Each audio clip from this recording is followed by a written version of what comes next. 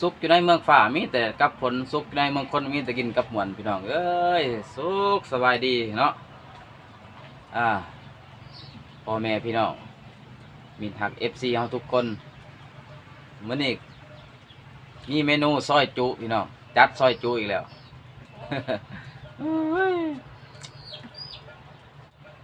จีนงามๆพี่น้องเอ้ย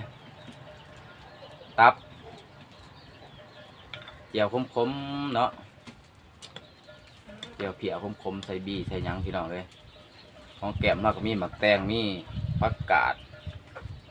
ผักตังโอพี่น้องแล้วก็ผักหอม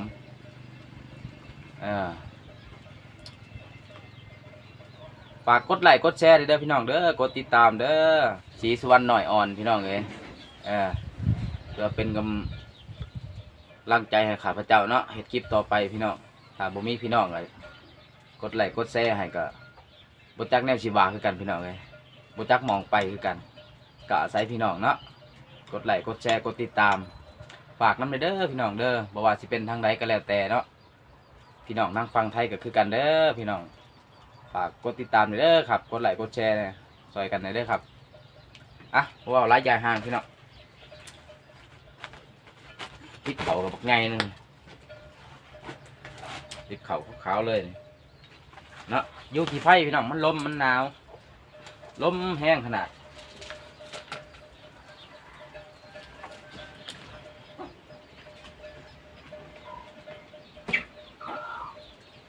เอาคำแรกแหกมันพี่น้องเอ้ยมึงในสินงามๆตับก็งามเลยไปซื้อตอน10:30นี่แหละ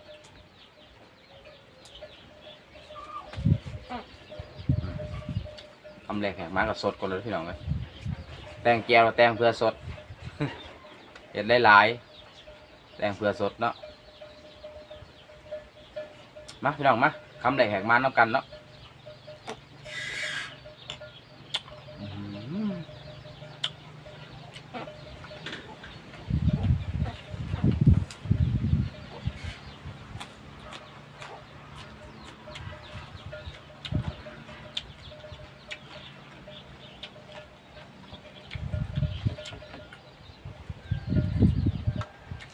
อากาศเย็นลม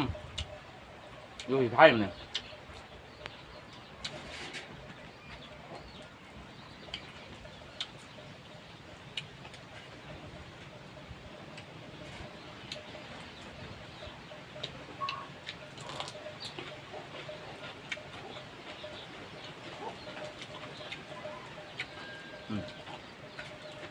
30 กีบ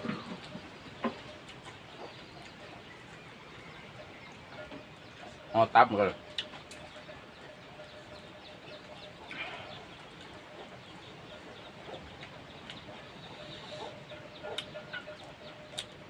30 กีบห่อตับข่อยอยากสดหรือได้ข่อยต้องเห็ดเพื่อสดเนาะ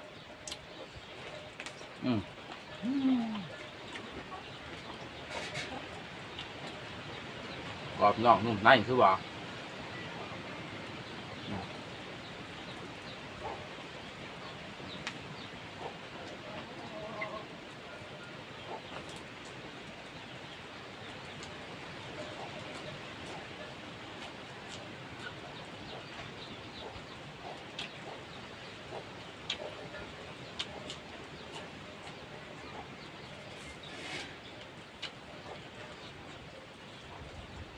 ปิ้งก็ยังมีอยู่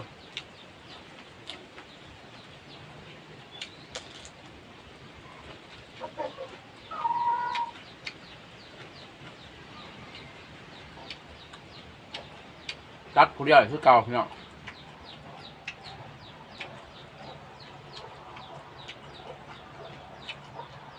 รสแซ่บพี่น้องเบิ่งเนาะเนื้องาม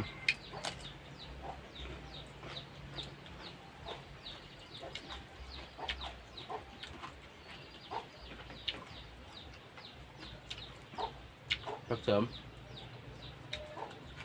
ไปซื้อเอาอยู่โล่งเลยได้พี่น้องเลยห้องขาสัตว์เลยเนื้อมีไหม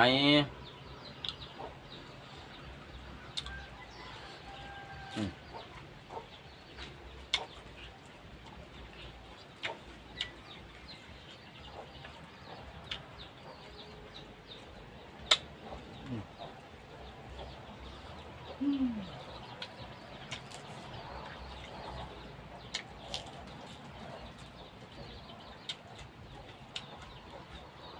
พักแก้มมืดมึงของเมียขายพักอยู่แล้วเนาะ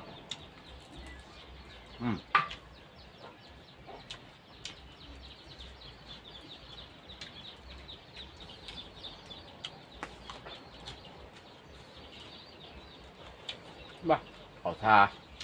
ทาปั้นเหือพี่น้องเอ้ย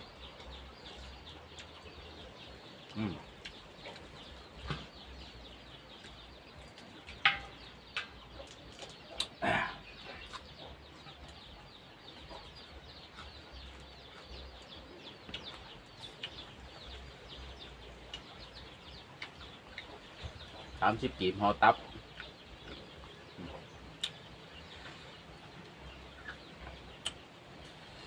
เอาเสริมใส่น้ำนะบังเสริมใส่น้ำห่อมาแบบใส่ผักบัวน้ำ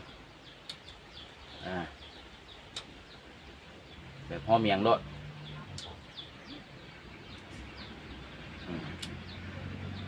โอ้ยไปแบบเมืองสวรรค์เศร้าเด้อจะเผาว่าเฮ้อพี่น้องเลย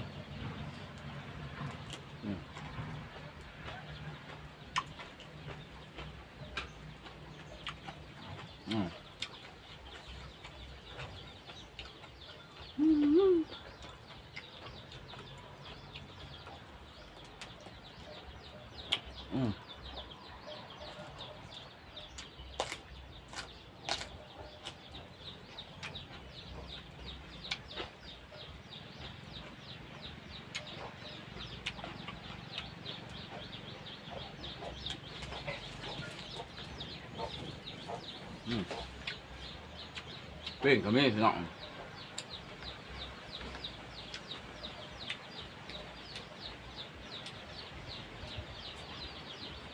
ใส่เลยอยู่ไก่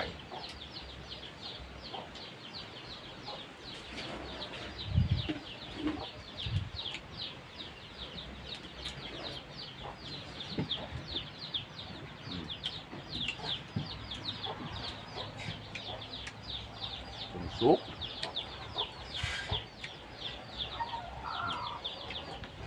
ซ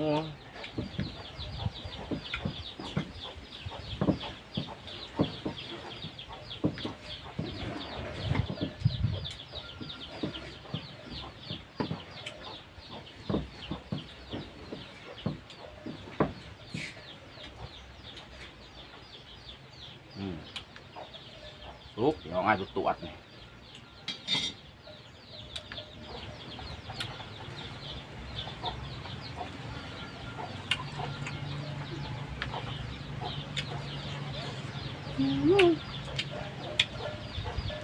ทำข่าวง่ายๆพี่น้อง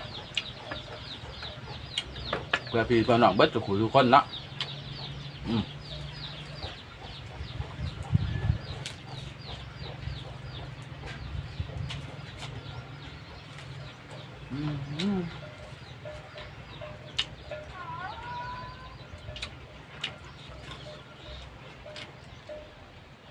กินแซ่บๆหน่อย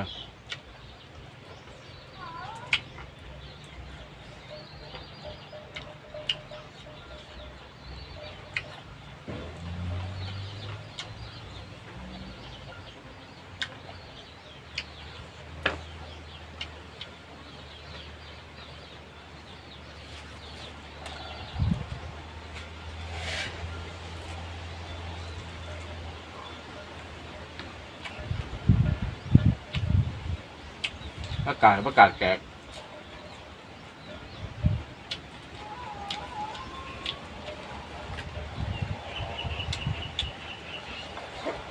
ไม่ต้องโอนพึ่งนะ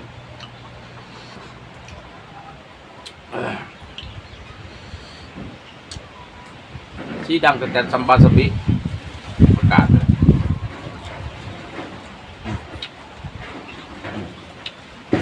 งามแดงๆสดอร่อยนะสดจังแซ่บ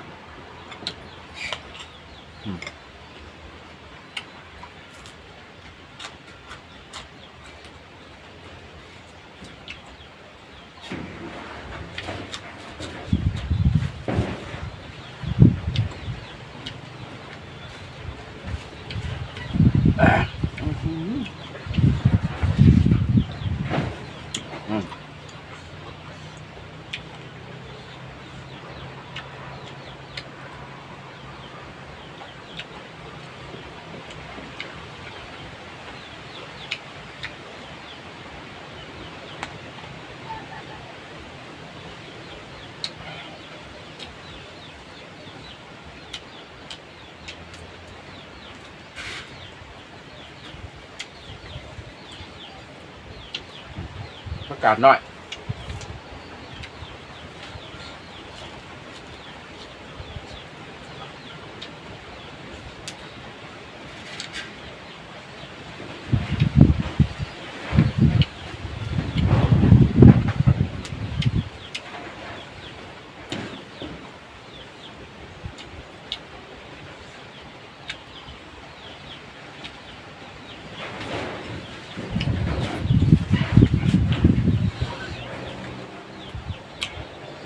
บุมีหมากพักชัยหมากมะละล่ะพี่น้องบุมีเนาะตายอ่ะเพื่อมตาย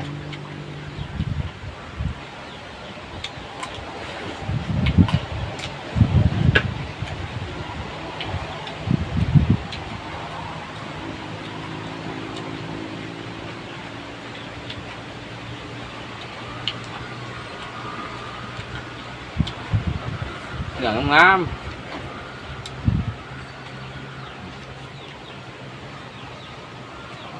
ครับต้องใหม่ๆแบบว่ามือต่อมือพระเจ้าขามือต่อมือ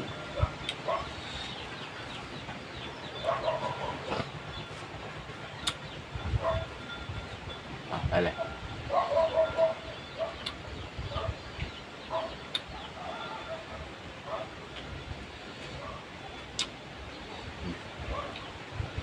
แซ่บพี่น้องเอ้ย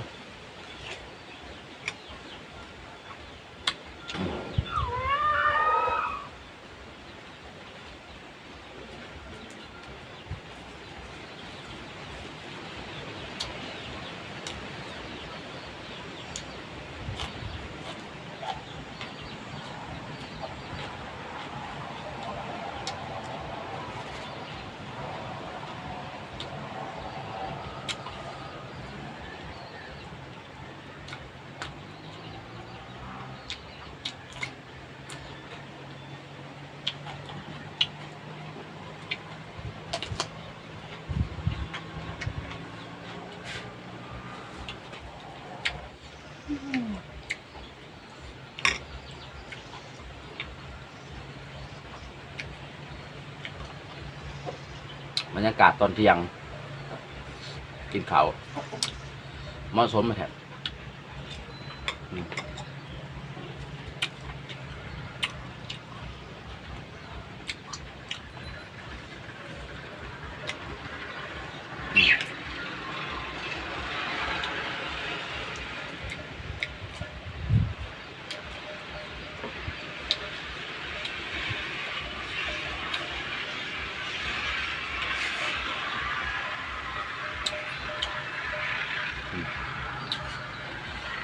หอมหอมหอตับ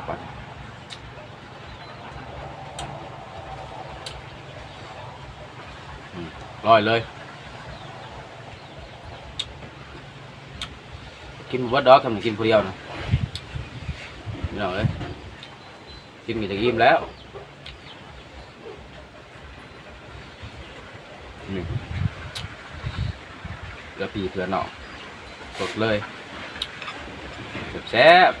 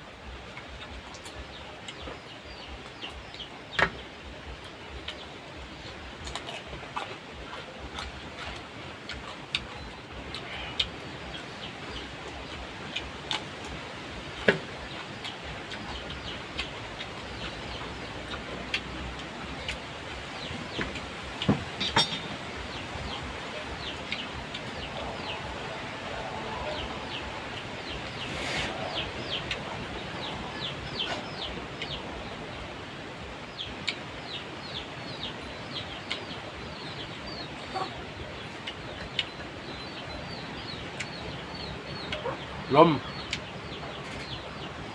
ไม่ถึงลม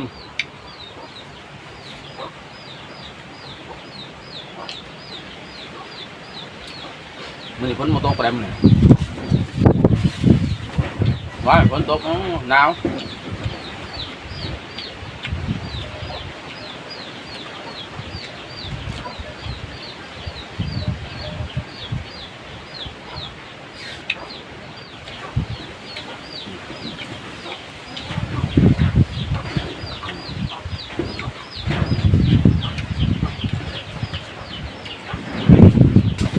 โยลมแบบหนาว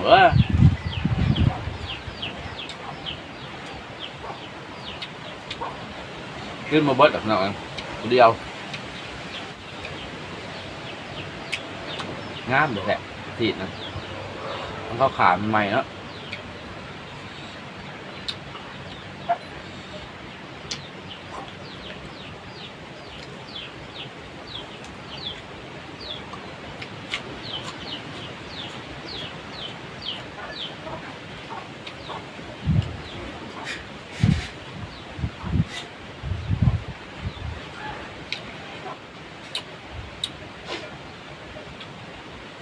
มักเฮ็ดคลิปยังก็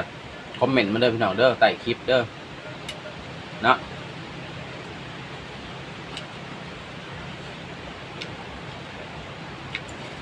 โดนพ่อกันหนึ่งพี่น้องอยากทำเวียกทำงานเนาะ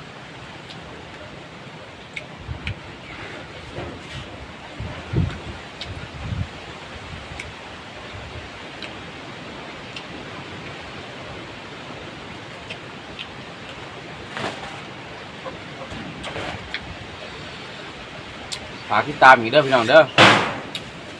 ฝากติดตามฝากกดไลค์กดแชร์เนาะ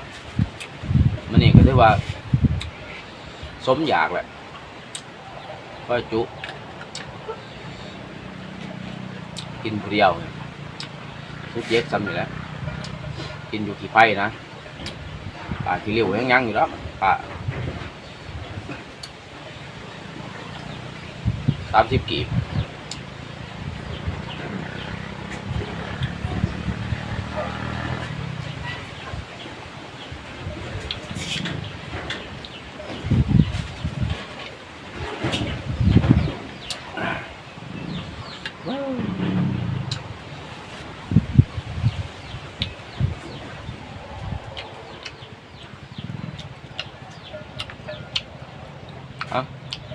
บาดเจ็บรับพาจากได้พี่น้องเอ้ยอยู่ดีไม่แห้งวงยังสุขภาพเด้ออากาศเปลี่ยนเนาะสภาพอากาศบนแน่นอนได้เสมอ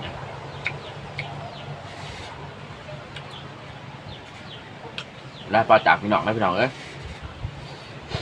หักแพงกันไปดีกว่าสร้างกันเนาะวันนี้เขากล่าวคำว่าสบายดี